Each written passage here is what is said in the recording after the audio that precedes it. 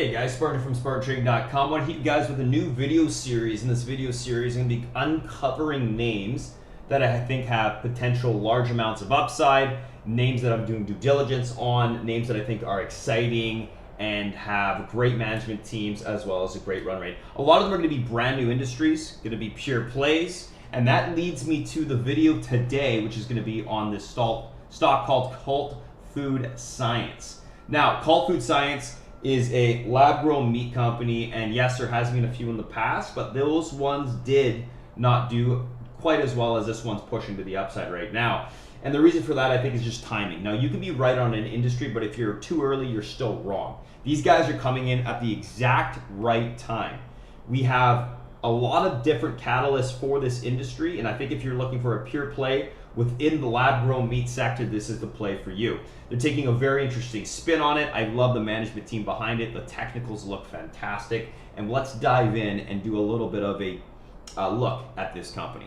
So, lab-grown meat, I think one of the next big Silicon Valley plays. There's a few different catalysts for this. I think, if you look at this industry from a global standpoint, you have a meat demand that is skyrocketing across the world. You have these new carbon emissions that are coming into play. So a lot of the farm-grown meat creates tremendous amounts of carbon emissions. There's a tremendous amount of inputs. And when you actually cultivate meat in the lab, the carbon emissions go down by a large, massive margin. So I think that in itself is a large catalyst. These guys are taking a very interesting spin on this, though. Instead of selling lab-grown meat to people, which we know has been gawked at in the past, it hasn't been very successful, they're selling it for animals. This is pet-based lab-grown meat. So these lab-grown pet foods, they hold the same nutritional value.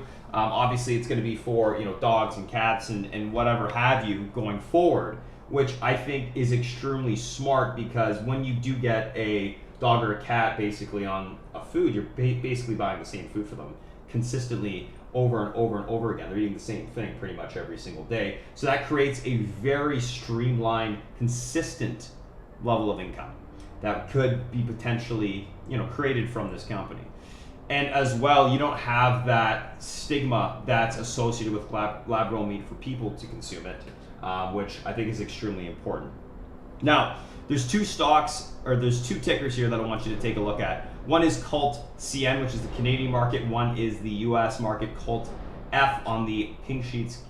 Now, both of these charts obviously look fantastic. There's a lot of volume behind them, consistent volume breaking out to the upside. Market cap still tiny at 30 million on the Canadian side. I think this could well breach 100 million in the near term future, just based off of the chart and the run rate right now. This is a space where we're seeing large investors throw a lot of money at, well-known investors as well. I mean, if you look at who's been investing in the space as of late, we see Bezos making a $30 million donation to NC State for lab-cultivated meat. We have Gates and Branson also investing. We got large food companies like JBS and Cargill, investing in this space as well, R&D. And I think that in itself shows you where the smart money is moving. Government angle to this, you had FDA approval in the States. You got Singapore approving this. You even have Israel approving this and declaring this kosher, which is quite big. Now let's take a look at the management, guys, because the management is typically what I'm the most interested in. So when we look at the management team, we have three individuals I want to focus on here: Mitchell Scott, Mark Binns, and Russell Starr. Now, all these three individuals have had experience taking companies in a brand new market to over $1 billion market caps from a capital markets standpoint, just based off of their blood, sweat, equity, their connections, and how they run their businesses. Now, you have a great business model here, but I think what's even more impressive is the team behind it. Mitchell Scott, he's the CEO of the company. He's been in the cultivated food space for the last 8 years. He co-founded a plant-based butchery in 2020, and again, they achieved a $1 billion market cap. Mark Binns, he's been a first mover in the digital asset space. That company big, went from 3 cents to $5, achieved an over $1 billion market cap as well. And you have Russell Starr, lastly, who's a leader and an entrepreneur in the deep capital market space. He was the head of capital markets for DeFi Technologies, which had an over $1 billion market cap, again, from nothing. So when we look at the management team, that's what really draws me into this story, is you have a extremely strong management base, and you have to ask yourself the question, why would these three guys come together, take on a project like this, unless they thought they had something special here? So in short, you have three names that have taken companies from nothing to $1 billion. You have a pure play in the space with a sub $30 million market cap, which in my opinion has a ton of upside just based off of the team formed here. If we dive in further,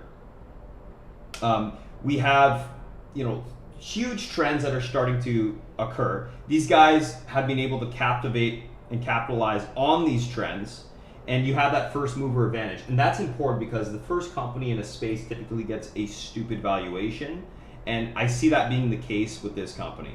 And then typically when more companies come into the space, valuations come back to a normal or normalized value, but that's not the point here. The point is these guys are the first people doing this. There's no one else that even compares, or there's really no competitors, especially in the pet food space with lab-grown meat. So if you're looking for a pure play layer, this is the play for you. So a couple different advantages. Why? Well, the network and the relationships is going to capture a lot of capital that wants to flow into the space, and it's going to flow into the name that is first on the rise, aka this name.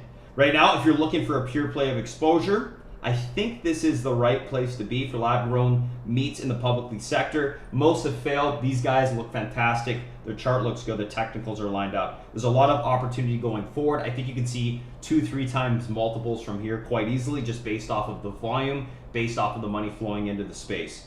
You have, again, management with capital market expertise, growing these types of companies. And if you are a smart investor, you always look at the management first, not just the business model. If you look at the technicals here, the stock was trading at around $2 before. You have no resistance to that level. And I see this pushing further into the $1 range in the short term. I do some Fibonacci extensions on this chart. I see 67 cents and 73 is the next two levels of resistance. So we have quite a bit of upside to get to that point on the Canadian chart. On the US side, that's around 56 cents to 60.